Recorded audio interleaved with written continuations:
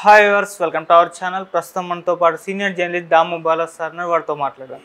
నమస్కారం సార్. నమస్తే సార్, ఇప్పుడు వైసీపీ పార్టీకి అయితే ప్రతిపక్ష హోదా అయితే లేదు సార్. అయితే తమకు ప్రతిపక్ష హోదా కల్పించాలని చెప్పేసి జగన్ గారు స్పీకర్కు లెటర్ రాశారంట కదా, మరి ఆ లెటర్లో అసలు ఏముంది, ఇచ్చే అవకాశం ఏమన్నా ఉందంటారా సార్ ప్రతిపక్ష హోదా? ప్రతిపక్ష హోదా గురించి చర్చ జరుగుతుంది. జగన్కి అయితే ప్రతిపక్ష హోదా టెక్నికల్గా ఇవ్వడానికి లేదని ఆల్రెడీ తెలుగుదేశం తరపున మీడియా కావచ్చు అందరూ చెప్పారు. అయితే జగన్ ఇప్పటి వరకు లేఖ రాయకుండా ఇప్పుడు లేఖ రాశాడు. అది అందులో ఏముందంటే, ఫస్ట్ది నాకు ప్రమాణ స్వీకారం మంత్రుల తర్వాత ప్రమాణ స్వీకారం నా దగ్గర చేయించడం కరెక్ట్ కాదు.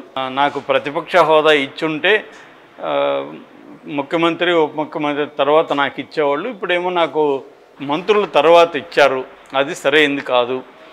రెండవది 10% ఉంటేనే ప్రతిపక్ష హోదా ఇస్తామనడం ఏ చట్టంలో లేదు. ఏ ప్రతిపక్షంలో ఎక్కువ మంది సభ్యులు ఉంటే వాళ్ళకి ప్రతిపక్ష హోదా ఇవ్వాలనేది చట్టంలో ఉంది. మీరు చెప్తే ఈ 10% రూల్ని పార్లమెంట్లో ఎప్పుడు ఫాలో కాలేదు, ఉమ్మడి ఆంధ్రప్రదేశ్లో కూడా ఫాలో కాలేదు. కాబట్టి ప్రతిపక్ష హోదా నాకు ఉండాలి అనేది చెప్పాడు. అట్లాగే మాకు ఈ ప్రతిపక్ష హోదా ఉంటే లీగల్గా మాకు కొన్ని రైట్స్ వస్తాయి. అప్పుడు మేము ప్రజల సమస్యల్ని ధైర్యంగా గట్టిగా మేము అసెంబ్లీలో మాట్లాడగలుగుతాము. లేని పక్షంలో, ప్రతిపక్షం లేకపోతే ఈ స్పీకర్ మీద మాకు నమ్మకం లేదు. ఈ స్పీకరు మాట్లాడిన వీడియో బయటకు వచ్చింది. జగన్ని పుల్లుగా చంపేయాలని ఈ స్పీకర్ మాట్లాడాడు. అలాంటి స్పీకర్ మాకు న్యాయం చేస్తాడని నమ్మకం లేదు. కాబట్టి ప్రతిపక్ష హోదా ఇవ్వాల్సిందిగా మేము కోరుతున్నాము. ఇస్తే మేము ప్రజల సమస్యల్ని అసెంబ్లీలో మాట్లాడతాము అనేది జగన్ చెప్పాడు. అంటే ఈ లెటర్ ఉద్దేశం ఏమై ఉండొచ్చు అనుకున్నప్పుడు, జగన్ ఏమన్నా ఆశిస్తున్నాడా నిజంగానే? లెటర్ చదివేసి వాళ్ళు, అదే బాబు మేము మారిపోయాను, మాకు ఇన్ని రోజులు తెలియదు, నీ లెటర్ చూడగానే మా కళ్ళు తెరుచుకున్నాయనైనా రా నీకు ప్రతిపక్ష హోదా ఇస్తాము అని సినిమాటిక్గా ఏమన్నా ఇస్తారని జగన్ నమ్ముతున్నాడా? జగన్ నమ్మే ఛాన్స్ లేదు. ఎందుకంటే జగన్ కూడా ఒక చంద్రబాబు దేశ ముద్ర అయితే జగన్ కూడా రాష్ట్ర ముద్రే. జగన్కి కూడా ఏమి అంత అమాయకత్వం ఏమి లేదు. కాబట్టి అయినా కూడా ఎందుకు రాశాడు, దాని వెనక మొదలబ్ ఏంటి అన్నప్పుడు మనకున్న పాజిబుల్ ఆన్సర్ ఏంటంటే, జగన్ అసెంబ్లీకి వచ్చి వీళ్ళ అవమానాలు పడి ఈ స్పీకర్ ఎలా మాట్లాడతాడో అందరికీ ఆల్రెడీ మనకు తెలుసు. ఆయన బూతులు లేకుండా మాట్లాడలేడు. రెండోది, ఆయనే జగన్ చెప్పింది కూడా అందులో వాస్తవమే. ఆ పెద్ద ఆయన ఎవరో జగన్ ఓడిపోయాడు కానీ ఇంకా అతని బలాలు ఉంది, ఇక్కడ తెలంగాణలో కూడా జగన్ మనుషులు ఉన్నారు, అతని దగ్గర డబ్బు ఉంది, డబ్బుకి పడని వాళ్ళు ఎవరు, ఇలాగేదో ఆయన జనరల్గా మాట్లాడాడు. దాన్ని ఎవరు ఈ స్పీకరు అంటే ఈయన ఏం చెప్తున్నాడంటే, జగన్ ఓడిపోయాడు కానీ చావలేదని చెప్తున్నాడు. సో ఇది మంచి పాయింట్ ఇది. అందుకని మన పెద్దోళ్ళు చెప్తారు, పామును కూడా చచ్చేదాకా కొట్టాలని. ఇది నేను గుర్తుపెట్టుకుంటాను, వాడతాను దీన్ని నేను అని కూడా ఆయన అన్నాడు. మరి ఆయన కన్విన్స్ అయ్యాడుగా క్లియర్గా. అయ్యన్న పాత్రుడు జగన్ని పూర్తిగా చంపేయాలంటే ఫిజికల్గా కాదు, పొలిటికల్గా పూర్తిగా చంపేయాలని అయ్యన్న పాత్రుడు కన్విన్స్ అయ్యాడు. మరి ఆయన అర్హత అది చూసి ఇచ్చాడా? జగన్ని స్పీకర్గా ఈయన పెడితే జగన్ని చంపేయచ్చని అంటే రేపొద్దున అనేక విషయాల్లో స్పీకర్ డిసైడ్ చేస్తాడు. రేపొద్దున జగన్ 11 మందిలో 6-7 మందిని చంద్రబాబు లాక్కుంటాడు. వాళ్ళ మీద అప్పుడు వెయిట్ వేయడు ఈయన. అట్లాగే అనేక అంశాల్లో స్పీకర్కి పవర్స్ ఉంటాయి. అట్లా ప్రతిపక్షంగా పొలిటికల్గా వైసీపీని చంపడానికి, లేదు కొన్ని రకాల కేసులలో ఇరికించడానికి కూడా స్పీకర్ అవసరం ఉంటుంది. ఆ రకంగా స్పీకరు ఓడిపోయిన జగన్ని చంపేయాలి అన్న తన లక్ష్యం ఏదైతే ఉందో దాన్ని నెరవేర్చుకోవడానికి తన పదవిని ఉపయోగించడానికి గ్యారంటీ ఉంది. సో అది ఒక పాయింట్. దీన్ని ఎక్స్పోజ్ చేయడం ఒకటి జగన్ లక్ష్యం. రెండవ లక్ష్యం, తాము అసెంబ్లీకి వెళ్తే ఎలాగో మాట్లాడినెవరు అవమానాలు ఖచ్చితంగా చేస్తారు. ఆల్రెడీ మొన్న రఘురామకృష్ణరాజు ఎద్దేవా చేస్తూ సింహం లాంటి వాడని చెప్పుకునేవాడు ఇక్కడ వచ్చి పేరు కూడా పలకుండా పారిపోయాడంటే అందరూ నవ్వారు. సో ఖచ్చితంగా వాళ్ళందరికీ చాలామందికి జగన్ మీద కక్ష ఉంటుంది. ఎందుకంటే జగన్ కూడా గతంలో తెలుగుదేశం వాళ్ళని ఇలాగే వేధించాడు కదా, జగన్ ఇలాగే చంద్రబాబును అవమానించాడు కదా. కాబట్టి జగన్కి మనం అవమానించాము, ఇప్పుడు మనల్ని వాళ్ళు అవమానిస్తారనేది తెలుసు. అందుకని జగన్ ఏంటంటే ప్రజల్లో తను అసెంబ్లీకి వెళ్ళలేదు అని చెడ్డ పేరు రాకుండా ఉండడానికి ఏం చేస్తున్నాడంటే ఒక ఎత్తుగడగా ఈ లేఖ రాశాడని మనం అర్థం చేసుకోవచ్చు.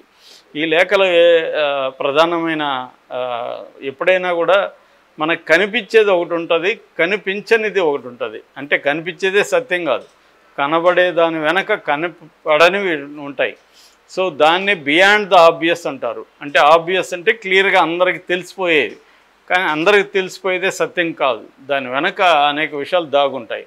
అలాగే ఈ లేఖ వెనక ఏం దాగుందంటే, ఒకటి స్పీకర్ని తనని చంపేయాలనుకుంటున్న, పొలిటికల్గా చంపేయాలనుకుంటున్న తెలుగుదేశం ఎత్తుగడల్ని జనాల్లోకి తీసుకెళ్ళడం ఒకటైతే, రెండు అసెంబ్లీకి మనం వెళ్తే వీళ్ళు మాట్లాడినారు, ఎలాగూ మనం ఉన్నదే 11 మంది కాబట్టి వీళ్ళు మనల్ని అవమానిస్తారు, దీనంతా తట్టుకొని మనం అసెంబ్లీకి ఎందుకు పోవాలి, అందుకని ప్రతిపక్ష హోదా ఇస్తే మేము వస్తాము, లేకపోతే మేము రాము అని చెప్పడానికి ప్రజలకి, చూడండి వాళ్ళు మేము న్యాయంగా అడిగాము, రూల్ ఎక్కడా లేదు, 10% ఉండాలని రూల్ లేదు, 10% లేకపోతే కూడా ఇవ్వచ్చు, గతంలో కాంగ్రెస్ పార్టీకి ఇచ్చారు, సో మాకెందుకు ఇవ్వలేదు కాబట్టి వీళ్ళు అప్రజాస్వామ్యంగా వ్యవహరిస్తున్నారు, అందుకనే మేము అసెంబ్లీకి వెళ్ళట్లేదు, మేము ప్రజల్లో ఉండి ప్రజల సమస్యల మీద పోరాడతాం అని చెప్పుకోవడానికి ఈ ఎత్తుగడ వేశాడా అనేది ఇప్పుడు చర్చ జరుగుతుంది.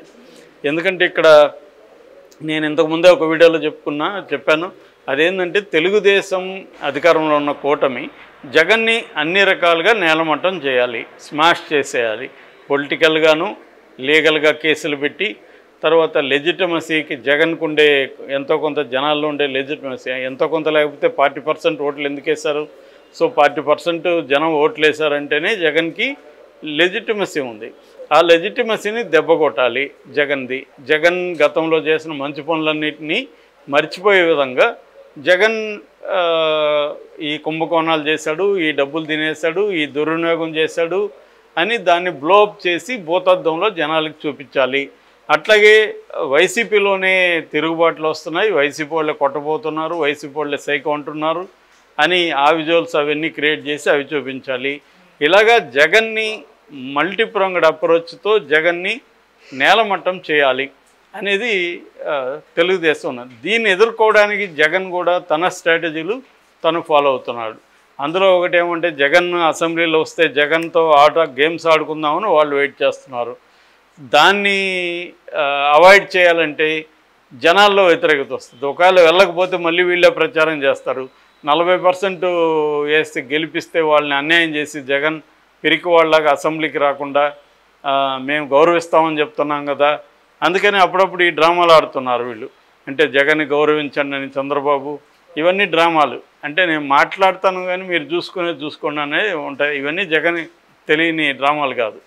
కాబట్టి జనంకి ఇప్పుడు తెలియాలి. సో ఏమని, వీళ్ళు నిజంగా వాళ్ళకి కన్సర్న్ ఉంటే నోటి మాటలు కాదు, వాళ్ళు ప్రతిపక్ష హోదా ఇవ్వమనండి మేము వస్తాం. కుదరదు అన్నప్పుడు, ప్రతిపక్ష హోదా ఇవ్వలేనప్పుడు మమ్మల్ని వాళ్ళు బతకనివ్వరు అసెంబ్లీలో. ఎందుకంటే ఇదే స్పీకరు నన్ను చంపేయాలని వీడియోలో చెప్పాడు, కాబట్టి ఇలాంటి స్పీకరు మమ్మల్ని బతకనిస్తాడు అసెంబ్లీలో, బతకనోడు, అందుకని మేము అసెంబ్లీకి వెళ్ళాము అనేది ఇప్పుడు జగన్ స్ట్రాటజీ. ఈ స్ట్రాటజీ కోసమే జగన్ కొంత కన్సల్ట్ చేసి ఏం చేయాలని ఈ టైం తీసుకొని లేఖ రాసిన. ఆల్రెడీ జగన్ అసెంబ్లీకి రావట్లేదు అనేది వీళ్ళు ప్రచారం చేస్తున్నారు.